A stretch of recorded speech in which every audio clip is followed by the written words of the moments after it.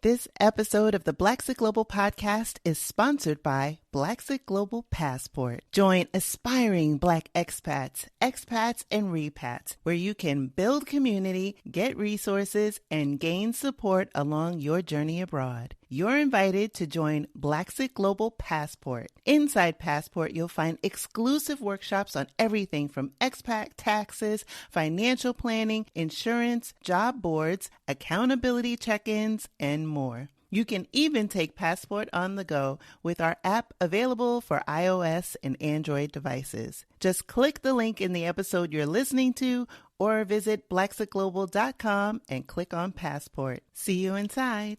This is awesome. There's a whole nother side of the world where things are going on, and it's different than what we do, but also similar at the same time. Close your eyes and imagine living a life you love, unapologetic and unbothered, free from daily microaggressions from Karens and Kens, free from the fear of police brutality and systemic racism. Wouldn't that feel amazing? Now open your eyes. What if I told you that it's possible? Hear inspiring stories and get the actual blueprints from brothers and sisters of the diaspora who are living out their wildest dreams abroad. You've heard the term, now be inspired by the movement. I'm Krishan Wright, and this is Blaxit Global. Welcome to the Blaxit Global Podcast. I am super excited for today's conversation because I get the opportunity to speak with someone who I've been following for quite some time, Carl. He is the founder of the Black Expat Podcast Network and the host of the Black Expat Podcast. If you haven't been listening, I'm just telling you now, listen, add it to your playlist. You're welcome. And I am so delighted to have him on the podcast. He has traveled to over 50 countries and has spent a decade abroad. And he is joining today to tell us about his fabulous travels. And yeah, welcome to the podcast, Carl. Thank you so much for having me. I'm really excited and thankful to be here. Awesome. So you have a very, very interesting story. And I think of all the people that I've spoken to thus far, you have been abroad the longest. So before we dive into your journey and the time you have spent, and I should have mentioned that you live on the island of Taiwan, that you are originally from Chicago. Thank you. You know what? Actually, it's interesting that you say like I'm one of the longest people that you've interviewed living abroad, because it's weird how this kind of transition to being new abroad to I've been here a little bit to man, I've been here a long time. And I think I just realized, man, it is a long time. Like many people don't spend that amount of time abroad, even in the military. Like you kind of bounce around, but you always find joy back home. But no, I'm growing up in Chicago. I was the only boy of 5 kids. I'm also the middle child. That grounds me in a lot of ways. Again, I'm very close with my family. I'm very close with my family. So I had a very interesting upbringing. Single mom, raises all, amazing woman. I owe a lot to my mom because she was the one that always pushed me to step outside of my comfort zone. I initially was supposed to be a brain surgeon, so I was going to school and I love science and all the science classes. And one day when I came home from school and I was just talking about the courses I had taken, my mother just looked me in the face and she said, "Why do you want to be a brain surgeon?" I was like, "Well, Mom, because, my mother had brain surgery when I was younger. And I wanted to, I saw what she went through and I just wanted to be able to help people the same way that the doctors helped her." And I was going to school for her and for that reason, because I also love science too. But she looked me in the eye and she was like, "Carl, do something that fits your personality." She's like, "I know you could be anything you want to be, but you want to be a brain surgeon, but that's not where your passion lies." He's like, "Just try everything." And I kind of took that advice a little too far. Now looking back on it, in her opinion, because I ended up moving out of the country for a decade, which I know is something that she may not have envisioned me doing, but has supported me every step of the way. So I've always come from a very supportive family, I think, and that was a big part of my upbringing. And I've had the same friends that are family friends since I was 5 years old. So my best friend, I've known him since I was 5. And my friends from high school are still the same people that are around me and around my family. So I was grounded at home, which allowed me to go out comfortably and live and explore the world. Your mom sounds like a remarkable woman to give you, even though you weren't asking for it in that moment, like permission, but she like encouraged you to pursue your passion, to pursue your dreams. And that to me is so liberating because, as you probably have encountered in the conversations that you've had with people, that's not always the case. They're conflicted and they don't always have that level of, while they might be wanting to embrace wanderlust, their family is like kind of pulling them back and they feel conflicted. So for you to have that reaction from your mom and her embracing your zest for life, I love that so much. That is awesome. So, in doing my research about you, Carl, because like I said, I was like very excited for today's conversation. You talked about on your show about a pivotal moment that you had when you were a freshman in college. And according to you, quote, it shifted the direction of my life. Can you talk about what happened freshman year?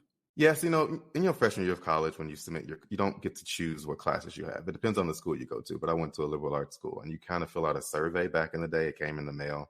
Like, what courses are you interested in? And I clicked off everything, like Spanish, because my girlfriend was Puerto Rican. I clicked off science because I love science. I was like, oh, social studies. Yeah, it sounds cool. I did not click off math. I'm not a math guy. Never will be. I'm good with numbers, but I don't like math class. Let me take that back. But anyway, so, the first week of school, when you get your schedules in the mail, it came in and I saw the classes that I had, and it was like, science, cool. Social studies, amazing. A writing class, I like writing. And then it said Chinese, and I was just like, Chinese, Mandarin Chinese. I was so confused. I was outraged. I was like, what about them thought that my Black self from Chicago would want to take a Mandarin Chinese class, my first semester of my, college life? And, for me, I guess my perspective then was, I'm going to fail this class. I want to get good grades. Why would you put me into this class? And I had zero interest at all in joining and learning the language or learning anything about Chinese at that time. But interestingly enough, I actually went to the president. I went to my mentor, several teachers, everyone. I was like, hey, can you guys take me out of this? Like, I don't want to be in this. And a lot of them were like, oh, you should try something new, be different. I was like, that's cool, but this is too different. I felt like it was too much. But I ended up having to do it because I couldn't change it because I was a freshman. You don't get a lot of options in changing what you do, which again is fine. But long story short, the first day in the class, I loved it. It was new, it was different, and I loved how new and how different it was. It was unlike any course I'd ever taken in my life up to that point, in college and in high school and things like that. And I had fun and I learned a lot, and I got my name that I still use today, my Chinese name. So, yeah, it was a lot of fun. It was crazy though, at how angry I was. And how I was irate, and I was really anxious and upset about my first week of college because I had that course on my schedule. Wow. So I commend you for sticking with it because you had not, up until that point, had ever been exposed to Mandarin Chinese. Like, had you studied it in high school? Because to me, I would imagine coming into a college level course without any familiarity would be quite intimidating. Yeah, I had this, and that was my thing. I was like, well, I studied Spanish in high school. Even French is closer, but I had no background whatsoever. So I was literally very confused as to why, because that cannot be a random, like that could not have been random. Like, why would you randomly put someone in a Mandarin Chinese course? That just seems like a course you should have to sign up for. Exactly. That was my thinking back then. It's like, no. So my only exposure has been Duolingo, but knowing that, well, it's a character-based language, how did you like embrace memorizing the characters? And I would imagine in that as well is the context. We'll be right back. Are you in the middle of writing the next great novel? Why not check out a future author's diary? Each week I choose a topic, take a deep dive, and ask the important questions you need to answer to give that manuscript a shiny new polish. So check out a future author's diary on Spotify, Apple Podcast, or wherever you like to listen.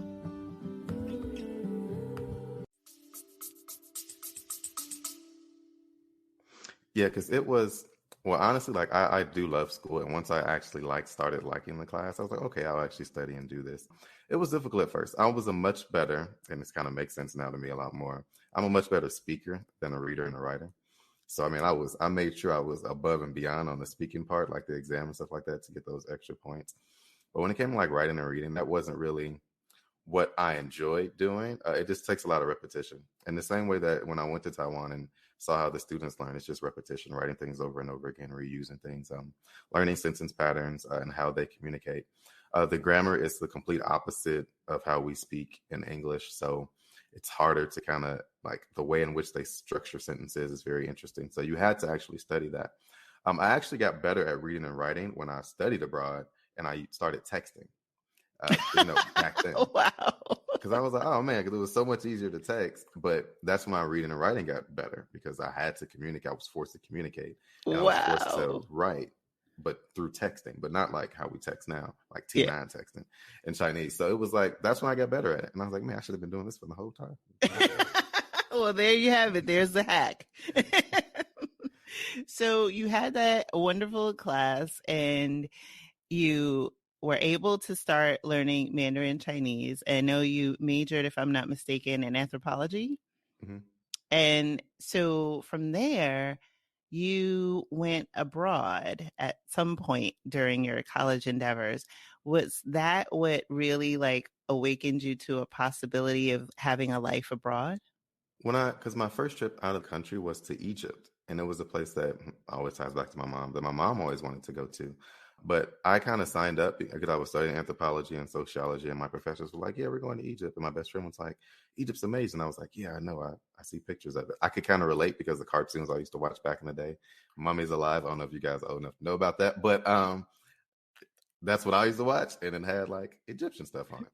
Oh my gosh. I know it sounds so, but it just really was a connection for me. And I was like, oh yeah, I definitely want to go to Egypt. But that made me feel more comfortable with going abroad. But even in Egypt, I had no idea that I would actually, because I hadn't studied abroad until that point in time. I didn't study abroad until my senior year. And my junior year is when I went to Egypt. And I was like, man, this is awesome. There's a whole nother side of the world where things are going on. And it's different than what we do, but also similar at the same time. But it definitely opened my eyes to the possibility of leaving the country to see different things, not necessarily live at that time. So you, if I'm not mistaken, you took the path that I see a lot of people explore. And when they're thinking about moving abroad, I also explored it myself initially, is teaching abroad. So I know you spent quite a lot of time teaching. Can you talk about that experience? Because, especially going from starting in freshman year of college, not having any exposure to Mandarin Chinese, and then ultimately going abroad, being a teacher. And I know, it evolved from there. Talk a little bit about that for the people that are curious, what that experience was like. I loved teaching. I didn't love it when I first went to Taiwan. The reason why I went was because when I came back from study abroad, I had to get a job. My professor, she was Taiwanese. She was like, hey, you want to go and keep learning the language and teach? I was like, sure. And she showed me a PowerPoint slide that was like five pictures of palm trees in like a building. No kids, no curriculum. That's it. And she was like, yeah, you have the job. You don't have to interview. You know me. So just go over there and start. So, and that's literally how it happened. Wow, what a teacher. My gosh. And I was like, oh, yeah, cool. And then I ended up going. And I didn't realize, because I was teaching high school students, and I was 21 years old at the time.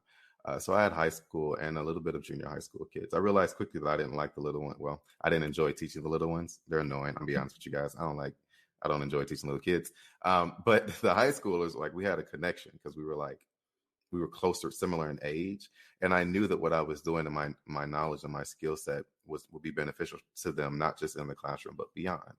So that, I think, is what kind of drew me to wanting to remain in teaching, because I actually could see the impact that I had faster, right? And what we were able to talk about and things I was able to focus on inside of the classroom. So I taught, writing and grammar and social studies and listening and speaking. But the way I structured my classroom was very interactive. It was very similar to a collegiate level class. And the setup, not necessarily because I'm not a professor, obviously, but the setup was similar to that. And it was all about dialogue and conversation. So it was a very rewarding experience for me. And it was half of the reason why I continued to stay in Taiwan was because I actually liked teaching, so much so that I fell in love with it after 2 years. And then I stayed in it for so long because I was really passionate about it and the work that I was doing. So I know it's largely dependent on the situation that you're placed into. And if you are at a good institution to work at, that's very supportive and encourages you to think outside the box and, go beyond the book in some ways. But overall, most times in teaching, if you have a passion for people and a passion for learning and for helping people, to achieve or to reach a goal that they're trying to reach, and you'll have an enjoyable experience teaching abroad, because even if the administration is bad, if you enjoy the students, then you'll have a good experience. My experience was good because of the students, not because of the administration. Definitely because of the students I was fortunate enough to teach. That's excellent. You had the right perspective. And I know with some of the programs that I've explored and researched, depending on where you go in the world, it can be quite lucrative in terms of being able to have a lot of your essentials covered and things like that. So definitely for anyone who's listening, hopefully this will encourage you to explore it further. So you didn't stop there. You didn't stop at teaching. You became an entrepreneur. So I was like, what? Open, right? You co-own the first and only 100% Black owned bar in the island of Taiwan, Arts and Crafts. How amazing is that? And I want to know, like, were you nervous? What did you learn from that experience? Yeah, that was, again, it's definitely a highlight of my time there. It was kind of a culmination of everything that I had, myself, my business partner at the time, had been working toward, right? Because at that time I'd been in Taiwan for 8 years, and I had done teaching, I had done directing, traveling, and it's like, after being away from home for 8 years, like, if teaching isn't what's keeping me there, if it's not like still my passion, because passions do change over time, and being open to that really has helped me find different avenues and ways to continue to express myself and just honestly just be happy. But it was just a combination of everything that we enjoyed. Like, we enjoyed traveling, we enjoyed drinking beer, we enjoyed meeting and helping people and having a space for us, for Black people and people of color on the island to kind of come to and be a part of, was just a dream come true. We were super nervous because there was a lot of things that we just didn't know, because I owned a travel company before that, but I never owned like a physical place in America before. It was our first time doing it. We weren't close to the family or friends or advisors. We were super far away, and we were doing it all on our own with our own money, like no investors and no bank loans or anything like that, just us. So it was a lot to learn. It was a lot to take on. And we're doing it where I was the only one that spoke Chinese. So it's a lot of language you have to go through, like understanding the legal aspects of it, which is easier than anticipated, the legal side of it, but it's still like making sure we understand what we can and can't do. So it was a lot of work and a lot of understanding and translating and back and forth and getting help from the local community, which was great for us and really, a big part of why we love Taiwan, because people are so nice there and they're always willing to help. So it was nerve-wracking. But once we got it up and running, which we redecorated it all on our own in 2 weeks. So we bought the building, and we had 5 floors. We started with the first floor, the main area. We had the main area up and running in under 2 weeks. And we didn't have a car, never owned a car in Taiwan. What? So we were carrying like big pieces of wood on the back of our scooter. Like, my business partner was on the back holding it, and I would be driving. We were like finding ways to get tools, like just going next to them, like, hey, do you have a drill? Oh, I do have a drill. Thank you. Nice, man. Can we borrow it for a second? Yeah, sure. People be outside doing construction, and we'd ask them to come in and help us measure stuff. Like, it was a lot of just figuring it out. But it was so exciting because it was new and it wasn't that expensive. The buying the part was, but the little things you need to do weren't as expensive as I know it would be when we were back in America. Like finding a drill, hundreds of dollars. In Taiwan, it was free. Yeah, it was a lot of that. But once we got it open, it was amazing because we filled it with Black people. Like, that was just it was something we never thought we'd be able to do. And though we never really had the chance to see it from the opposite perspective, like, we've always wanted to walk into a space, hear our music, and see the people working there, not just working, but owning the location, be Black, right? So not other people who are using our music to lure us in, but it's our people using our music and our culture and our way of living and thinking and speaking to make us feel comfortable and feel like we are in a place that we can call a home away from home. So it is a very different feeling. And just being on the opposite side of the bar and just being able to converse and answer questions and be a resource for so many people visiting the island was just amazing. I bet for people, Black people especially, that have come to the island and made it their home, at least for either the long run or the short term, it felt amazing. So talk a little bit about, if you can, share any perspective that anyone has shared with you coming to arts and crafts, because like you said, just being able to create a safe space for people like us had to be an incredible experience. Yeah, and a lot of people kind of they share the same sentiment as kind of what I described, but it's always just different because sometimes they'll be having a bad day at work, or they would just need to, like, I just need to speak in a way in which I don't have to correct myself, or I use the slang I want to use, and hear the music, make song requests, and actually have my song played, and see rhythm. Like, that was a big thing. So people would actually come in and like say those things, and they actually came back for those reasons. It was like, because we would cook, like we had a full kitchen, so we would actually cook and make our food and have our sauces available. Like, we had someone from Jamaica come in and make jerk chicken wings, and there might be people that were, from the Caribbean islands to come down. He would cook for them. So it really did grow into a space where it's like, all right, if you're Black and you want to bring your culture here, if you want to just come and find your culture here, like, you could come and do that. And so we did have those conversations a lot, but it's also a safe space to talk about, some things that were bothering us, because we were open during like the George Floyd protests and all that. And we had my business partner co-hosted a rally in Taiwan, and we had a debriefing session there at the bar to actually, as a safe space for us to just digest everything that was going on and kind of exhale and be around our people, and not around people who are going to ask us questions like, oh, how do you feel about this? Or what's going on? Or I don't understand.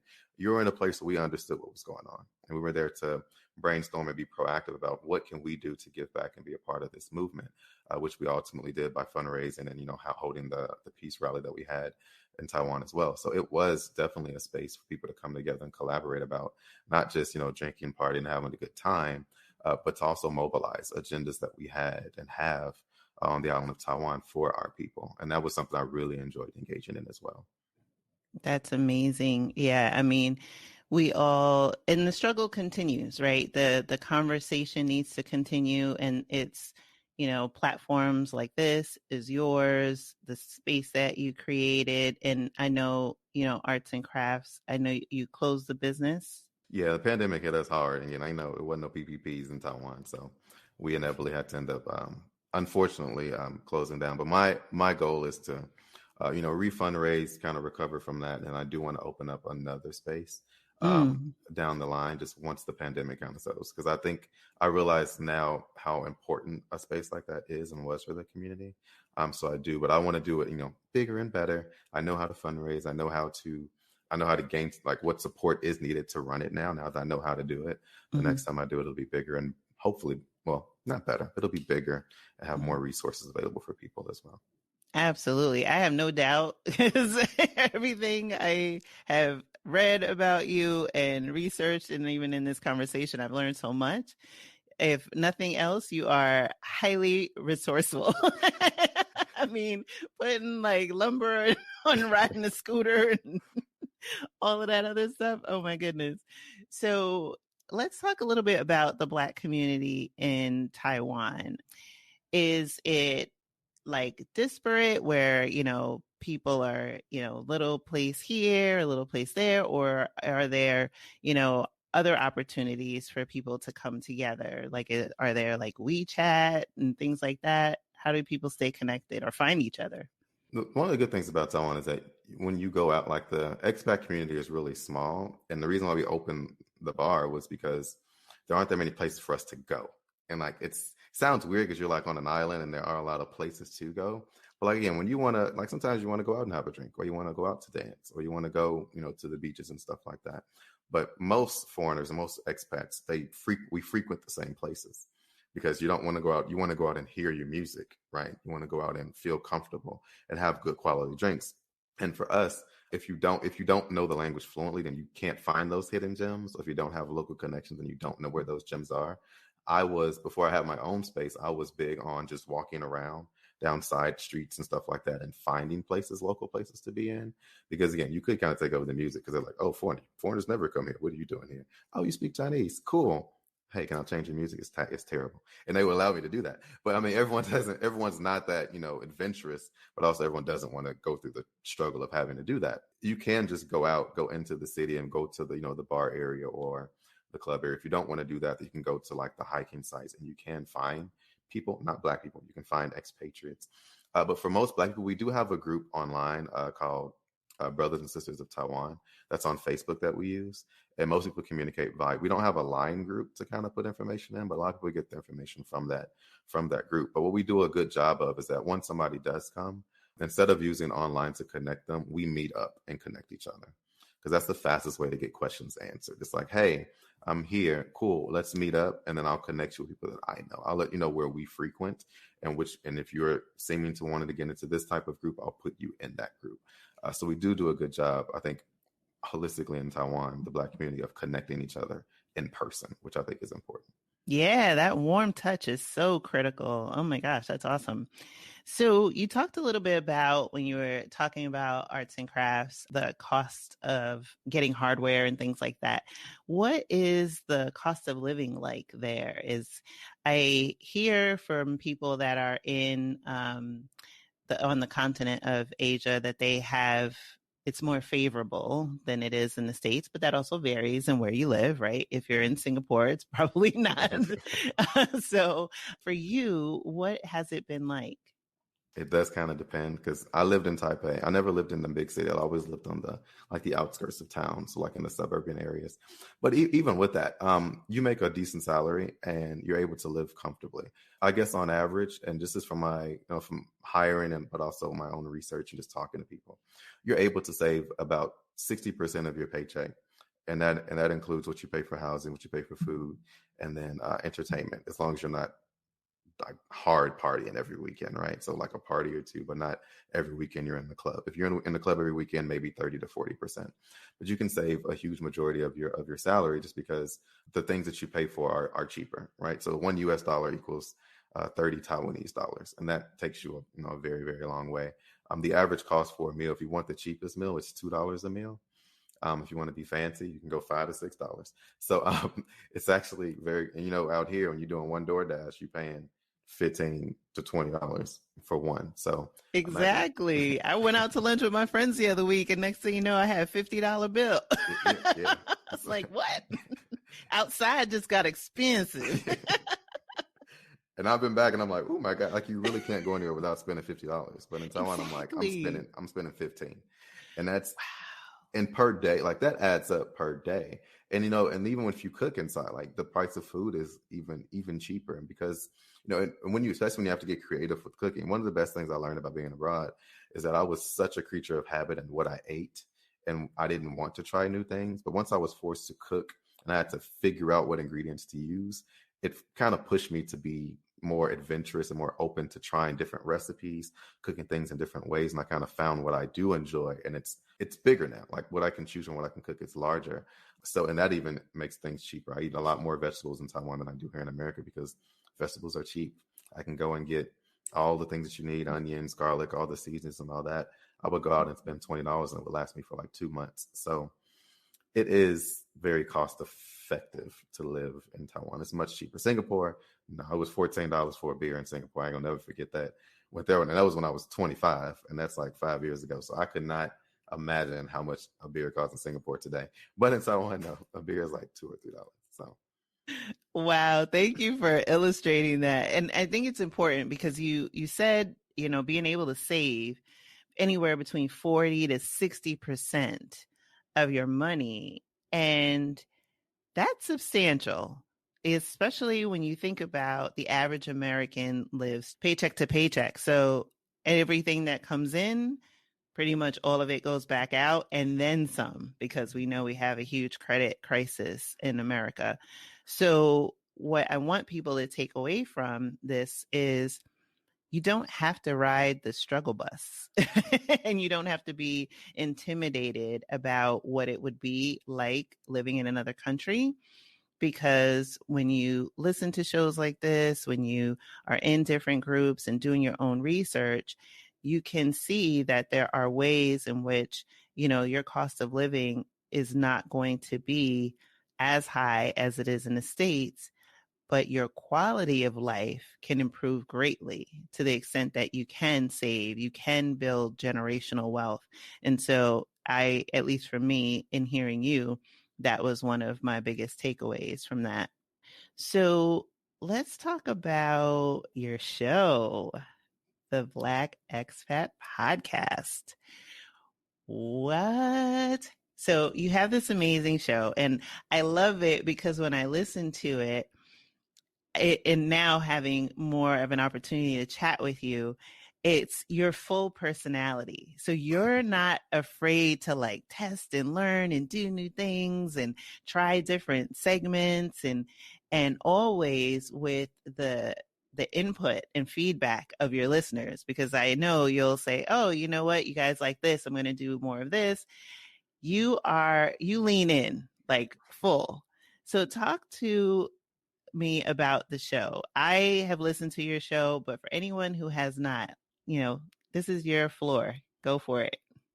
Man, and it's so I always get a little nervous when I introduce my show because I'm like, man, it's really not a traditional podcast. And even like how it started, because like after I wrote my first book, I was trying to write my second book. And I had writer's block, and I was just like, you know what? And I had a podcast at the time called Six Packs with Expats, where I talked about travel and things like that. But I was like, you know what? I want to find a way to tell my story that's authentic to me, and that I don't, because I'm not a natural writer. I can write, but I'm not the best writer in the world, and it's not something I enjoy doing for extended periods of time. But as I learned from teaching, it's like, you know what? Hey, I can talk, I can speak, I enjoy doing it. So I was like, all right, the best way for me to do this, to finish my second book, is to talk about it. So I just picked up where I left off in my second book, and I was like, let me just map my journey to Taiwan, because it's crazy, it's unique, it's different. And I want people to hear my perspective on how I ended up getting here, and also what I'm going through. Because at the time, technology wasn't what it is now. Instagram and Facebook, people weren't using these platforms the way that they're using it now. And this was 10 years ago, or sorry, even 8 or 9 years ago. They weren't using it the same. So I wanted a way for my family to connect with me, for my friends to connect with me, for people to kind of understand what I was actually going through. So it started with just that. Just me talking about, this is how I got to Taiwan. Like, oh my God, somebody was tripping at work. But also like, this is what it's like to be Black on the island. And this is where I go to dance. This is what it's like being in Taiwan. And then I started, mentoring kids and students in America back in Chicago. I was like, I need to make this more informative. Now it's, okay, people are talking about, how are you doing that? Now it's the how behind becoming an expat. And it's like, you know what, my perspective's great, but other people's stories, as I'm traveling and meeting more people on the island and beyond, are even more fascinating than mine. Let me start doing interviews and bringing in those perspectives and sharing it with my audience, because I want you guys to know that it's not just me doing it. Y'all may think I'm crazy for going skydiving, but listen to this person who moved to Spain and has been living there for 11 years and is now married and has a family there and is a Black woman from the South Side of Chicago. Like, I want you guys to hear these stories because I find them fascinating. I hope you do as well. And then it kind of grew to, okay, and I've covered the how, the when, the why, the what's going on. And now it's like, you know what, my journey is still ongoing. And I don't want to tie it to, just talking about the how or just talking about, the what or interviews. I want it to be authentically me. And it's a safe space for me to be open and honest and share my genuine experience of what I've gone through as an expat. And it's been a lot. It's been a lot of success. It's been a lot of failure. It's been a lot of change. It's been pivoting. And I think that people have started to relate to it, because even if you're not an expat, you can listen to it and kind of understand what I'm going through. And that's what I kind of want, because I realized as I was, when I'm trying to hire teachers, I was selling Taiwan. Like, I'm selling you an experience, trying to get you to come out.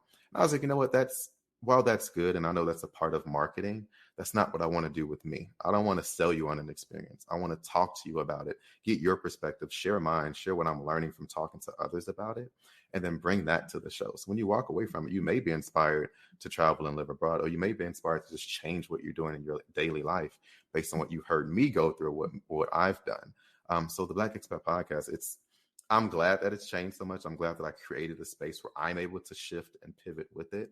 And I'm also happy that my audience has kind of stuck with me through those changes, because, like I was doing interviews, like I did the Her Story series is still my most listened to series ever.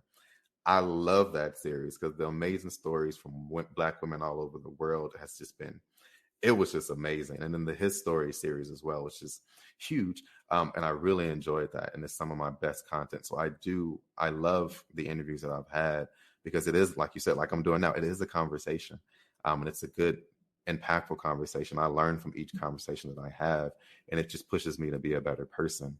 But now it's just like, man, the Black Expat Podcast is a culmination of so many stories and so many experiences and a 10-year expat journey that has not ended yet, right? So when I speak about what I want to do in the future, like the Black Expat Podcast is me tracing that, building up to reopening another bar in Taiwan or living back home in America and adjusting to being back here. But how my lived experiences now are impacted by what happened to me before, right? And how I can still speak about college and learning the language and things like that. So it is ongoing, and I genuinely love doing it. And I hope that people that listen to it or check it out, you can hear my genuine voice is in my show, is in the Black Expat Podcast. And everyone I bring on, their genuine voice is in it because I work really, really hard to just have just like what you're doing with Blaxit Global Podcast. It's just to create that space for us to just talk, because people just really we have just even being back here in America, the importance of therapy as expats. Just because you're Black and you go abroad doesn't mean you leave what you experience with you in America. It comes with you, but then also the experiences you have abroad are there with you. And as much as we need therapy just from being Black in America, we also need a space to talk and to connect and to voice your opinions and to be heard and to feel like you're being heard when you're abroad as well. And podcasts and what we do as podcasters and working and talking with people is a space to do that, because it's not very often we get to walk into a room while being abroad and feel understood, because you're not surrounded by Black people. You're not surrounded by people who come from where you come from. So oftentimes you feel like you are heard, but you're not understood. And that's what I kind of wanted to create a space through the Black Expat Podcast and just talking to other people to kind of have that voice be heard as well. We'll be right back. The healthiest food you can eat is the food you grow yourself. And on the Garden Basics with Farmer Fred podcast, we tell you how to grow that healthy food as well as beautiful flowers. Plus, we tell you the things the nurseries don't want you to know. There are no scientifically based studies that show that kelp meal or seaweed have any desirable effects on plants. And we answer your garden questions. Well, at least we try to. I have some nandinas that spread. How can I kill them? You can't. Just move. That's the only way. It's the Garden Basics with Farmer Fred podcast. It's out every Tuesday and Friday. It's available wherever you get your podcasts. And thanks for listening. Absolutely. I think that, we all as human beings want to be seen and heard and validated. And so that's why it's so important to amplify these stories. And that's why I made a concerted effort to make sure that the voices of men and women are represented in the show. And, it's more women than men. It's been my experience thus far, but it's not because, as Black expats, we're underrepresented in the whole expat, pie, if you will. But men, I find, I know they're out there. I see them on Instagram. So, but being willing to talk about the stories and things like that and their experiences, that's sometimes been a challenge. And I know you had your series. Do you often encounter that it's more weighted where it's more women that are willing to share their experiences, at least publicly, than men? And I've been thinking about this too, and it comes up a lot. I just think it's hard to find. Well, for me, it's not necessarily hard to find Black men, but just like in America, there aren't a lot of Black male teachers. Abroad, there aren't a lot of Black male teachers. And I think that's something that I've encountered. I found more Black men, even in Taiwan. Most of them were engineers. They were professionals. I was one of the few teachers that actually were doing it and were able to find jobs easily. So a lot of Black men that are abroad, Black American men, I want to be very specific when I say this, they weren't teaching. They were doing different things. So I think it was difficult to coordinate schedules and things like that. But just overall, yes, I don't know why. I can't figure out why. I've been trying to hone in on the why behind it. but it was easier to just find more women to interview and to share their stories than it was to find men. I have access to men, a lot of men, but again, it's just like getting the conversation going. And then they're like, well, a lot of it was like, well, what do I share? And it's like figuring out as men, like, all right, being, like you said, being vulnerable and putting yourself out there and sharing, like, yeah, my experience wasn't the best. I did struggle a lot, right? And being comfortable with saying that. And I know some people, not just men, or people struggle with that. It's like having that, because I've just seen some men that I have talked to that didn't want to be on the show. They were like, well, I'm still trying to figure out what I'm doing. I don't really want to talk about it.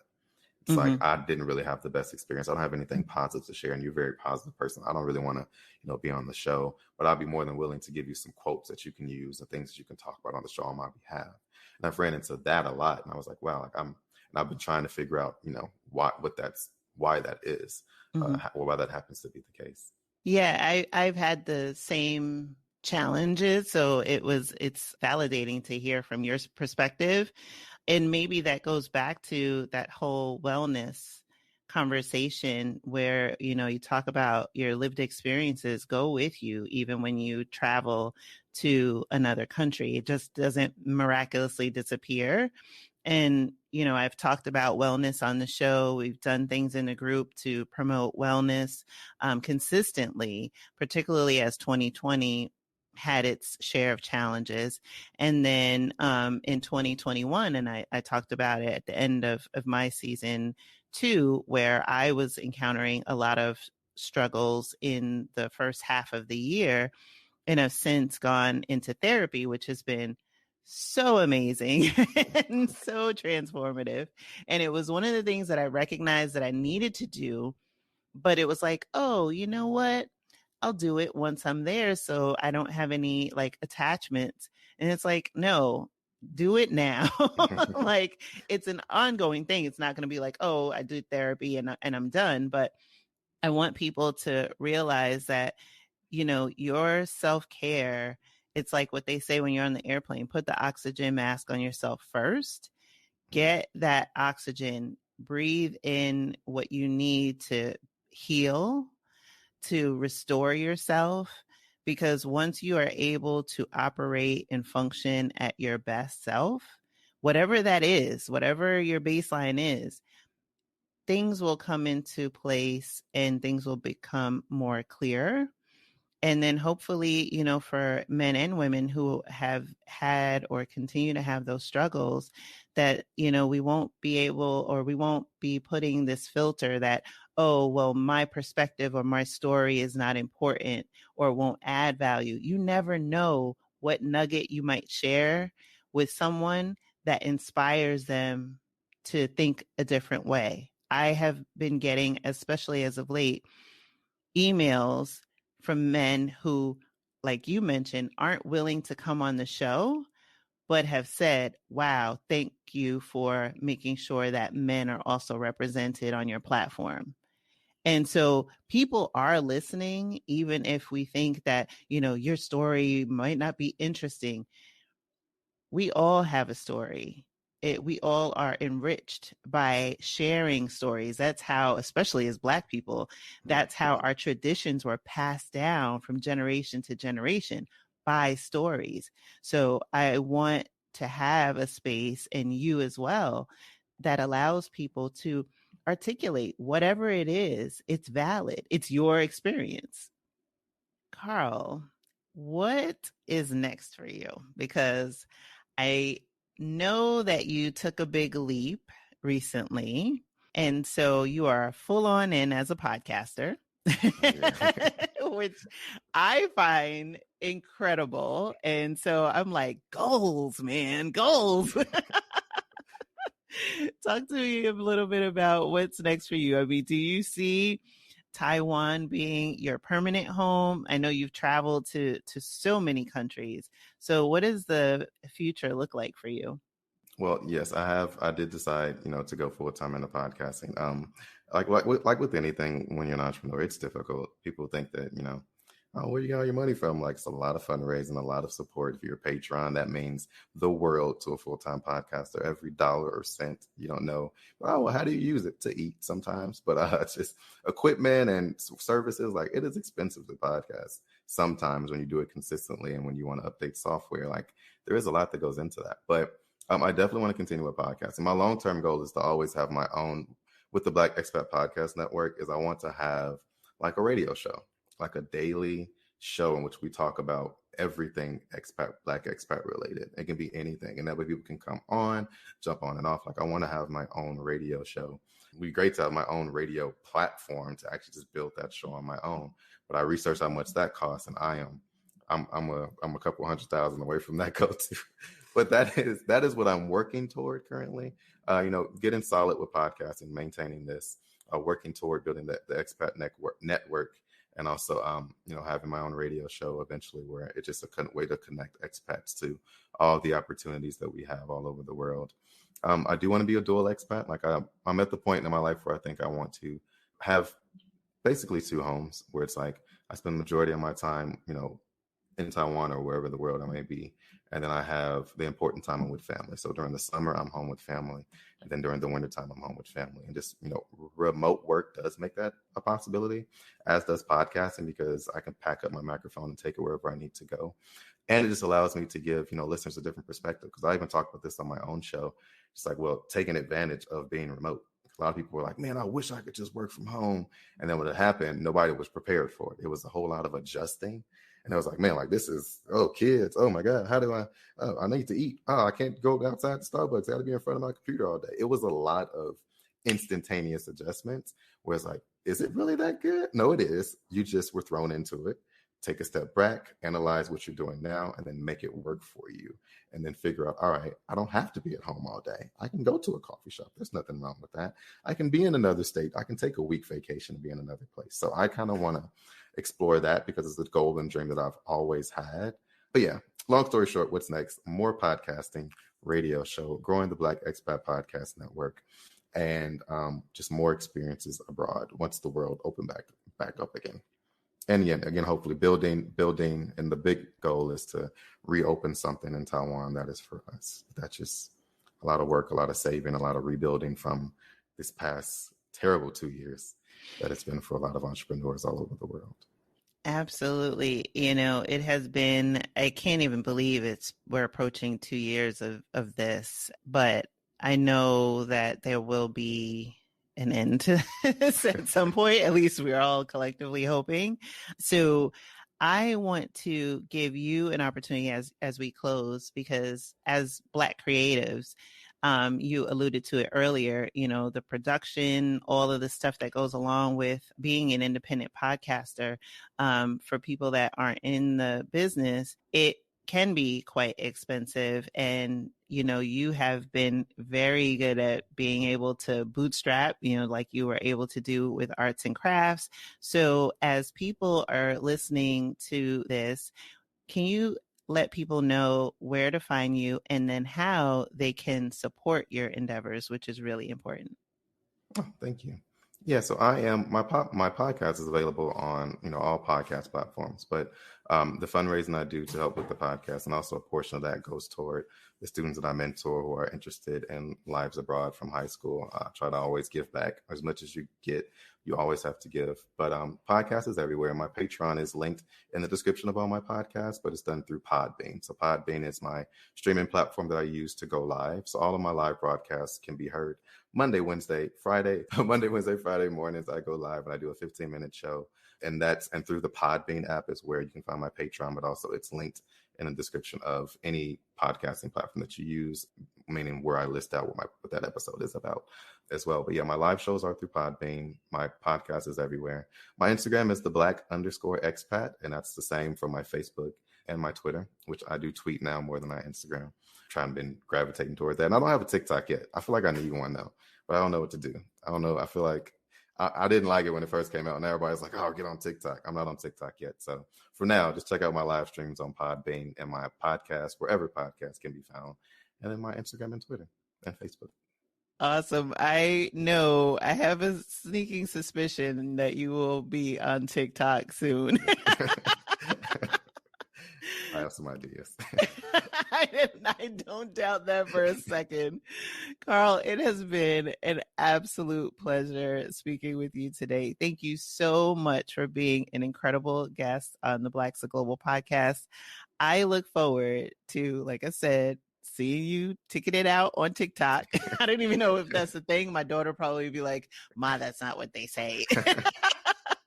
But in any event, it has been a pleasure. I would love to have you back on the show or have a live event, because I think that, you touched on so many things in this conversation, whether it be, taking the leap, teaching abroad, being an entrepreneur abroad, leaning into learning a different language, giving back, which is wildly important. There's just so many nuggets, and, it's hard to get and give it, the full space that it deserves in this time. So I would love to have you back to continue the conversation. Absolutely. Thank you so much for having me. This has been more than a pleasure. I was actually super excited. I couldn't believe you emailed me. I was like, oh my God, I'm going to be on Blaxit Global. Y'all were just in the New York Times. Like, this is big time. I think I made it. So thank you.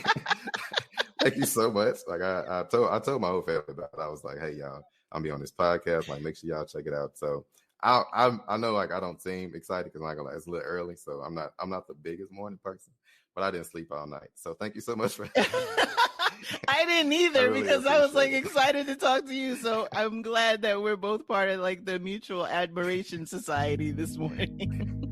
Thank you for listening to the Blaxit Global Podcast. For more information on today's episode, be sure to visit our website at blaxitglobal.com. It's not only possible to live out your dreams unbothered and in full color, it is your birthright.